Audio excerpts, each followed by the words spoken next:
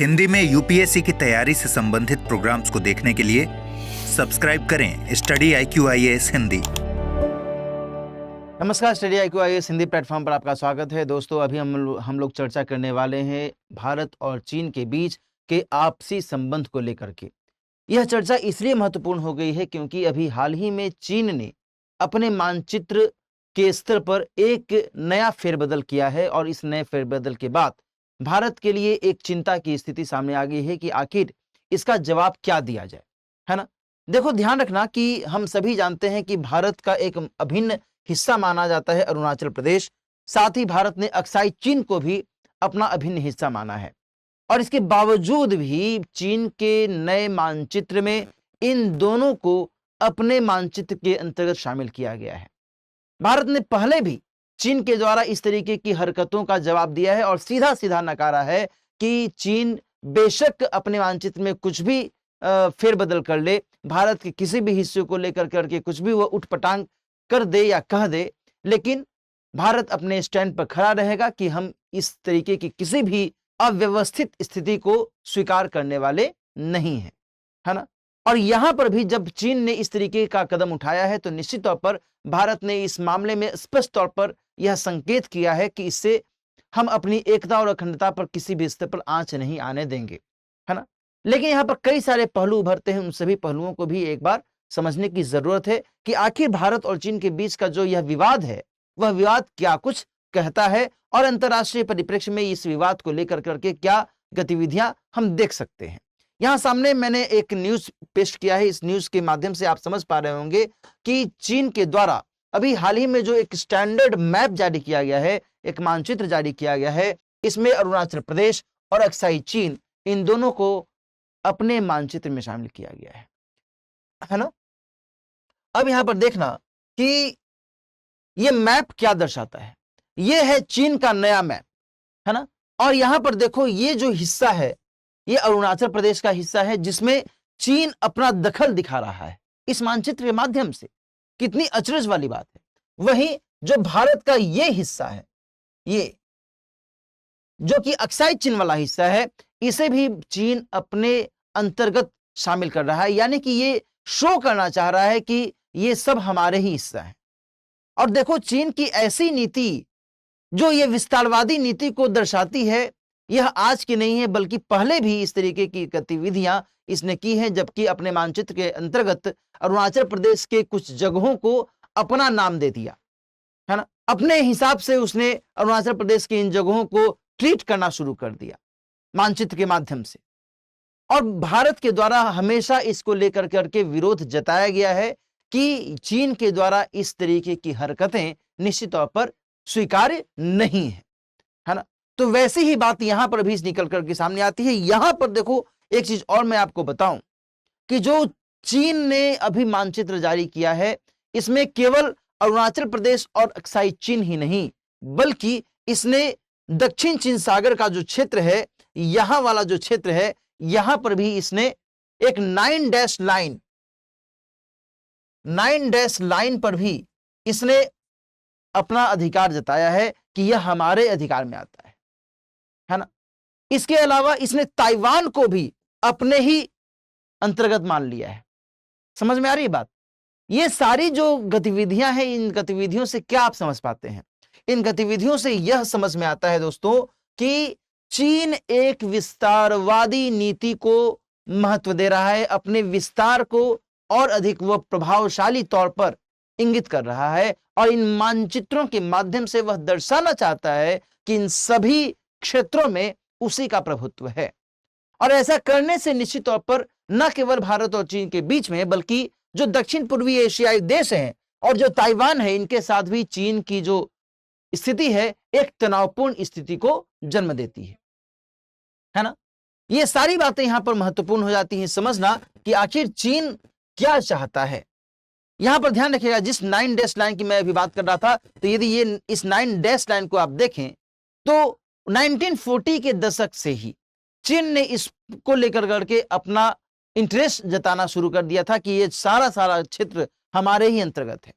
जबकि दक्षिण पूर्वी एशियाई देशों में कई सारे ऐसे देश हैं, जैसे कि फिलीपींस है, जैसे कि इंडोनेशिया है, जैसे कि वियतनाम है, इन सभी देशों ने इस क्षेत्र में अपने अपने हिसाब से भी दावेदारी दर्शाई है।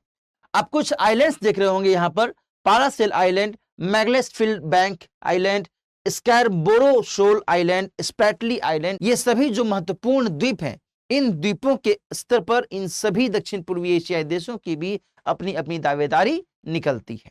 लेकिन इन सब को अलग करते हुए, इन सब को दरकिनार करते हुए चीन के द्वारा इस तरीके की जो गतिविधि की गई है, निश्चित तौर पर एक क्वेश्चन मार्क को जन्म देता है। यहां पर ध्यान रखिएगा कि वर्तमान में जबकि चीन के द्वारा नया मैप जारी किया गया है, ऐसे में भारत और चीन के बीच का जो संबंध है वह और अधिक तनावपूर्ण हो सकता है ना।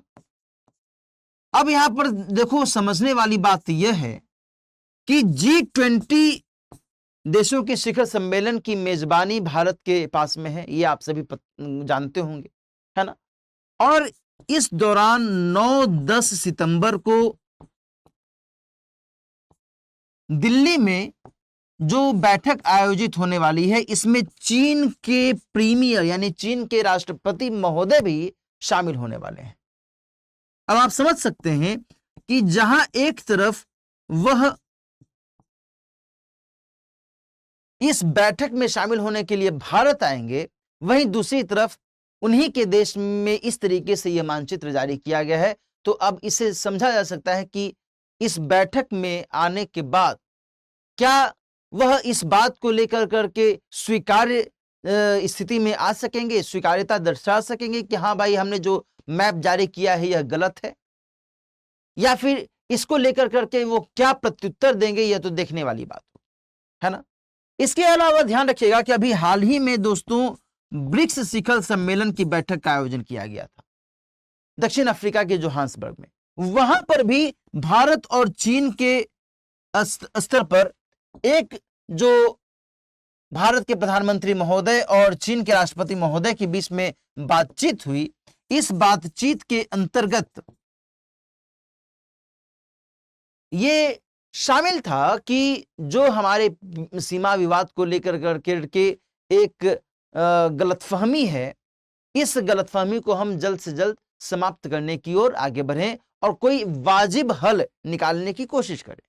लेकिन ऐसे में जब चीन फिर से कोई ना कोई इशू रेज कर रहा है, कोई ना कोई मुद्दा उठा रहा है, जिससे भारत को इरिटेशन हो रहा है, भारत को निश्चित तौर पर इससे खींच होगी कि हर समय चीन के द्वारा कुछ न कुछ इस तरीके से गतिविधि कर दी जाती है जिसका कोई वाजिब जवाब नहीं दिया जा सकता। हम निश्चित तौर पर, आप खुद से सोचिए ना, यदि मैं ये कहूं कि नहीं भाई ये हमेशा से मेरा ही है, ये हमेशा से मेरा ही है, और जिसका उस पर सही में अधिकार है वह कहे कि नहीं साहब ये तो आपका हिस्सा नहीं है, हमारा हिस्सा है ना।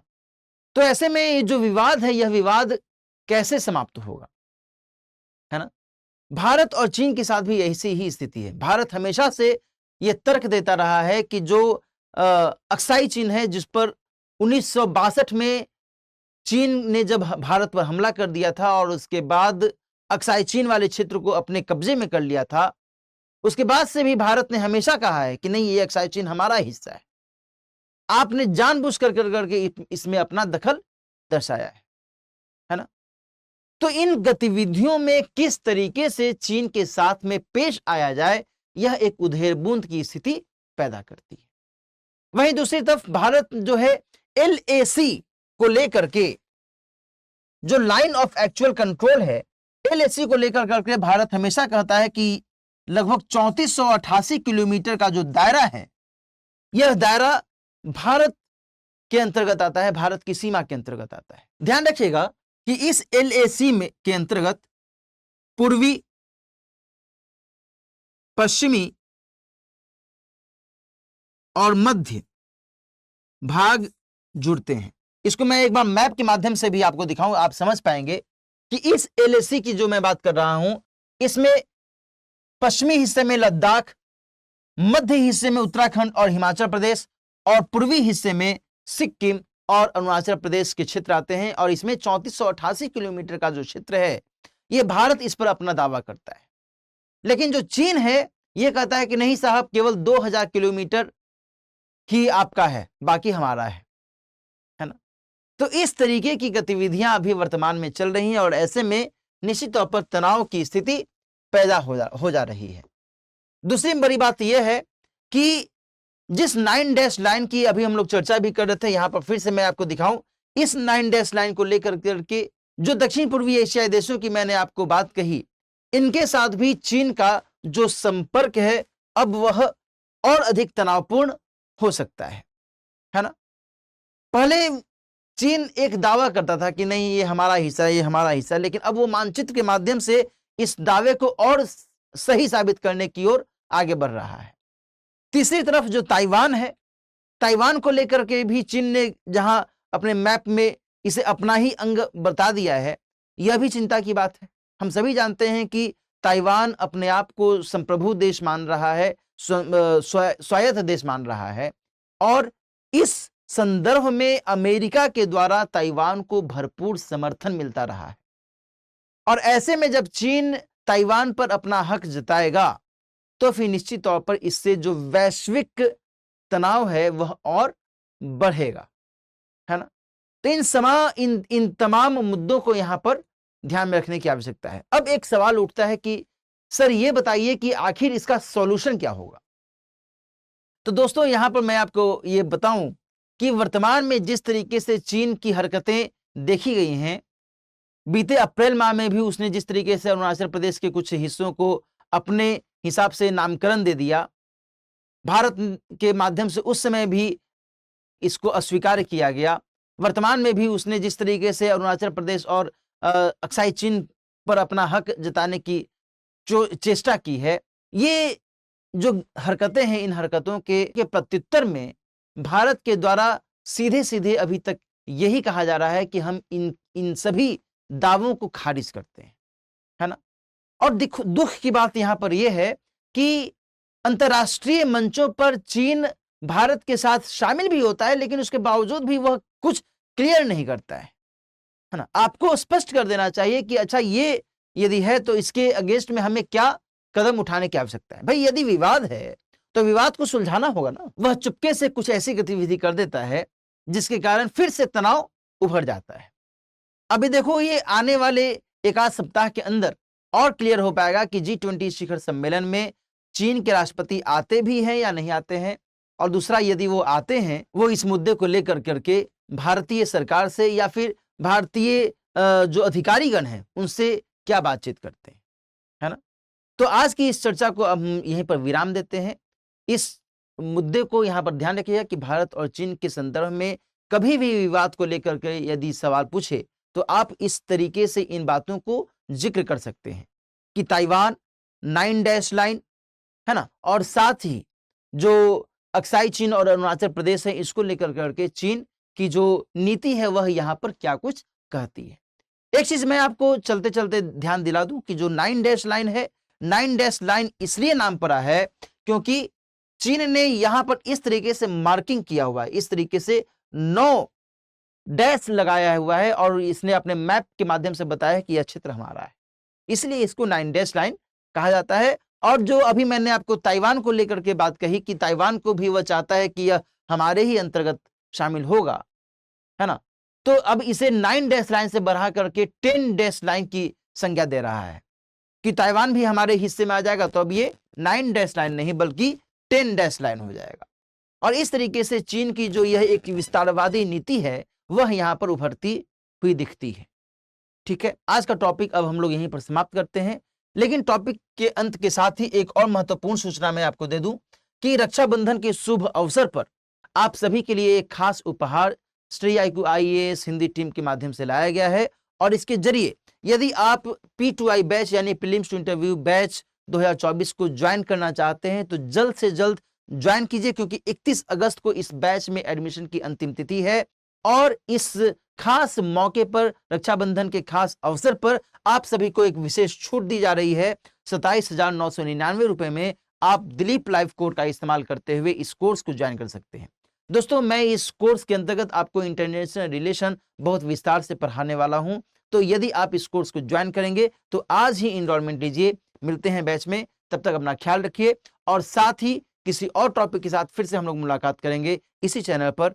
All the best. हिंदी में यूपीएससी की तैयारी से संबंधित प्रोग्राम्स को देखने के लिए सब्सक्राइब करें स्टडी IQ IAS हिंदी।